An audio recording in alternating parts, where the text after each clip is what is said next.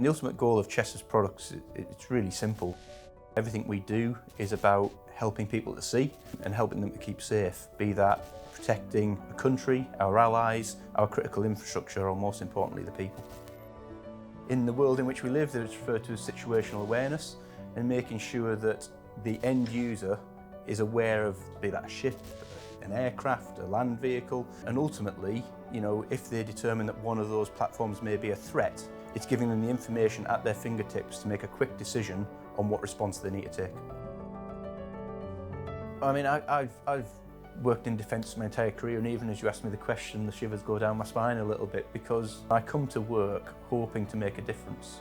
There are many jobs in the world that, as an engineer by background, you could go and do. Protecting the people, protecting our nation, really called to me. So being able to come to work every day and be a little part of that, it speaks to me. Everyone can see what's happening in the world today. Defence industry as a whole is booming, and that means that the demand for Chess products is growing significantly. And scaling a company at speed is probably one of the biggest challenges a company will ever face. Chess has already grown massively since 2022-23. We're about double the size that we were then. And keeping communication flows and information flows through the business as effective as they were when we were a much smaller business, it is a real challenge. Technology and chess are sort of synonymous, really. Our products are laden with technology. If we didn't keep investing in research and development, our products would very quickly become outdated. The threat in the world keeps evolving, and our products need to keep evolving to keep ahead of the game.